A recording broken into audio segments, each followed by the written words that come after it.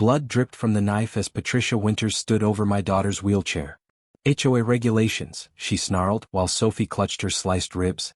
Patricia didn't know I was the county sheriff, didn't realize the patrol cars racing toward our home carried men who called me boss. Justice would come swiftly. Get away from those roses. Before watching full story, comment below from where you watching, also like and subscribe for more stories. The scream pierced through our backyard, followed by the terrified cry of my daughter. I wasn't there to witness it. I was 15 minutes away at the sheriff's station when the call came in. Later, the security cameras would show it all. Patricia Winters, head of our neighborhood HOA, marching into our backyard with gardening shears and a knife, slashing at the rose bushes my late wife had planted. My 16-year-old daughter Sophie, paralyzed from the waist down after a car accident 3 years ago, wheeling herself out to stop the destruction of her mother's memorial garden. The argument. Patricia's face twisting with rage. The knife swinging. And then, blood spreading across Sophie's shirt as she collapsed in her wheelchair. I wasn't there when my disabled daughter needed me most. My phone rang at 5:30 p.m. Sophie's caretaker, Mrs. Rodriguez, was calling. Her voice shattered with panic. "Sheriff Taylor," she cried. "That HOA woman, she stabbed Sophie. There's blood everywhere. The ambulance is coming, but, oh God, she cut her with a knife." The world tilted. In 15 years as county sheriff, I'd seen murder scenes less frightening than the images flooding my mind. The 15-minute drive home took me 7 minutes. 3 patrol cars followed without me asking. My deputies knew my daughter was my world. When I pulled into our driveway, chaos greeted me. Neighbors stood in shocked clusters. The ambulance lights painted everything in pulsing red. 2 paramedics were wheeling Sophie out on a stretcher, an oxygen mask covering her face, her shirt soaked with blood. Her wheelchair sat abandoned by the rose bushes, spattered with crimson droplets. "Sophie." I ran to her side, my badge and gun suddenly meaningless against whatever had hurt my child. Sophie's eyes fluttered open. "Dad," she whispered through the mask. "I'm okay." Mrs. Rodriguez stood nearby, shaking. "I tried to stop her, Sheriff. I tried." "Stop who? What happened?" My voice was barely controlled as I held Sophie's hand. "That woman from the HOA," Mrs. Rodriguez pointed across the street where Patricia Winters stood with her arms crossed, watching the scene unfold with a scowl on her face. "She came into your backyard with gardening shears. When Sophie went outside in her wheelchair to ask what she was doing, the woman got angry. One of the paramedics approached me. 3 deep lacerations to her right side. The knife cut across 2 of her ribs. The 7th and 8th ribs have been sliced into, though thankfully not completely severed. She'll need stitches and surgery to check for internal damage and repair the bone." I kissed Sophie's forehead as they loaded her into the ambulance. "I'll be right behind you, sweetheart." Deputy Jenkins touched my shoulder. "Go with Sophie, sir. We'll handle things here." But I couldn't move. 20 years in law enforcement had taught me to control my emotions, but seeing my daughter's blood had awakened something primal. I walked across the street, my uniform suddenly feeling too tight. Patricia Winters didn't back away as I approached. She stood taller, her expensive cardigan spotless, her manicured hands holding a clipboard. "Sheriff Taylor," she said coolly. "While this is unfortunate, perhaps now you'll address the violations on your property." "Violations?" My voice was dangerously quiet. She consulted her clipboard. "The rose bushes along your fence exceed the 30-inch height restriction. I left 3 notices. When no action was taken, I proceeded to enforce compliance as authorized by HOA bylaws. You entered my property without permission and injured my daughter." Patricia sneered. "Your daughter interfered with official HOA business. I was simply removing the non-compliant vegetation when she came at me. The knife was for cutting twine.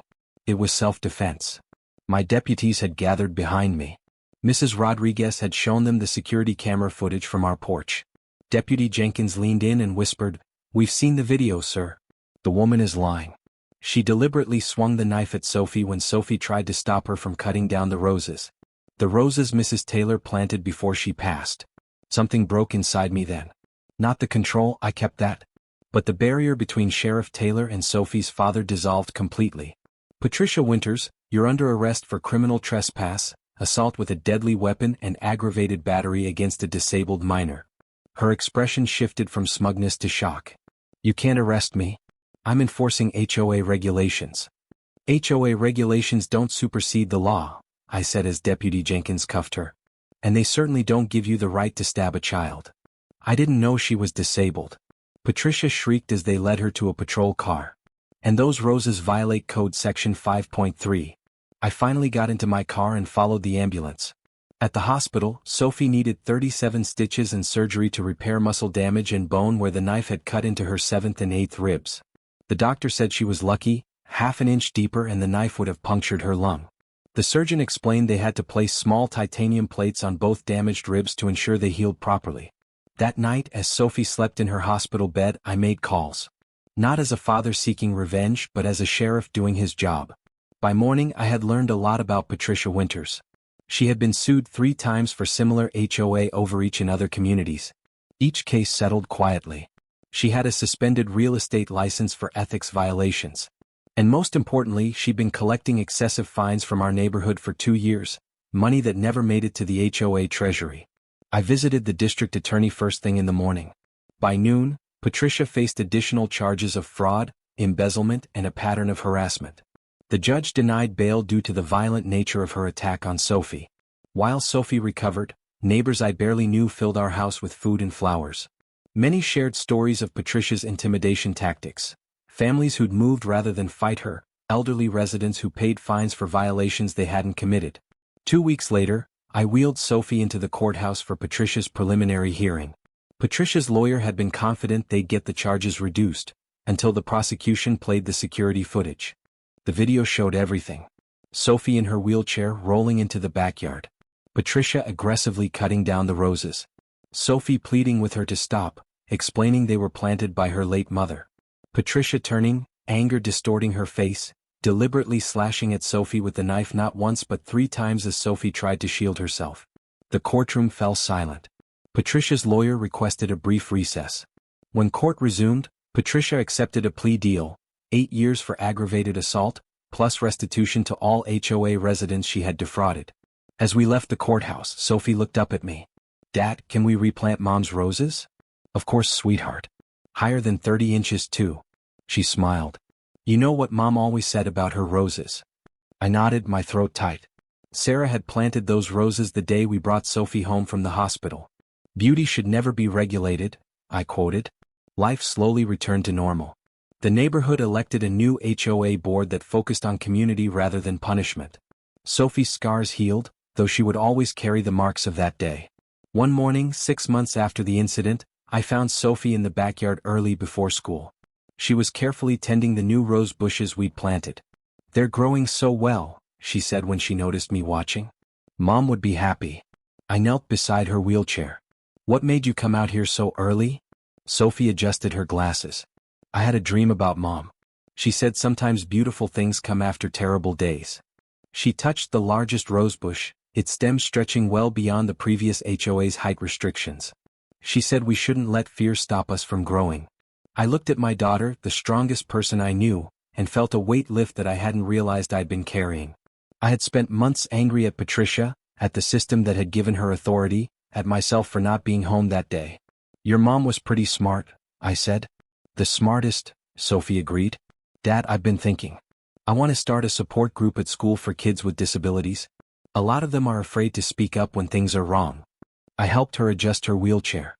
"I think that's a great idea." "I wasn't sure before," she admitted. "I thought maybe people would just see my wheelchair or my scars. But now I know that standing up for yourself matters, even when it's scary."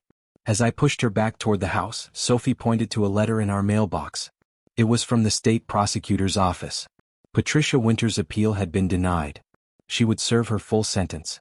I could have felt satisfaction or vindication. Instead, I felt only relief that one chapter had closed, allowing new ones to begin. That evening, while helping Sophie with her homework, I received a call from the mayor. "Taylor," he said without preamble, "the city council wants to revise all HOA regulations after what happened with your daughter. They need someone who understands both the law and the community to oversee it." Interested? I looked at Sophie, who was watching me curiously. "I might be," I told him. "But I'll need to bring my chief advisor to the meetings." Sophie raised her eyebrows. After hanging up, I explained the mayor's request. "They want you to fix the HOAs?" Sophie asked. "They want us to help make sure what happened to you never happens to anyone else," I corrected. "Your perspective matters in this." Sophie was quiet for a moment. Then she said, We should start by making rules about entering people's property. And maybe add something about respecting memorial plantings. I smiled. I think those are excellent suggestions, Chief Advisor Taylor. That night as I tucked Sophie into bed, she grabbed my hand. Dad? I'm not angry anymore. About what happened. You're not. She shook her head. Being angry takes too much energy. I'd rather use that energy to change things. I kissed her forehead, marveling at her wisdom. When did you get to be smarter than your old man? She grinned. I've always been smarter. I just let you be the sheriff so you feel important. We laughed together, and for the first time in months, it felt completely genuine. The next day, a certified letter arrived for Sophie. Inside was a handwritten note from Patricia Winters. I am writing to apologize for my actions, it began. There is no excuse for what I did.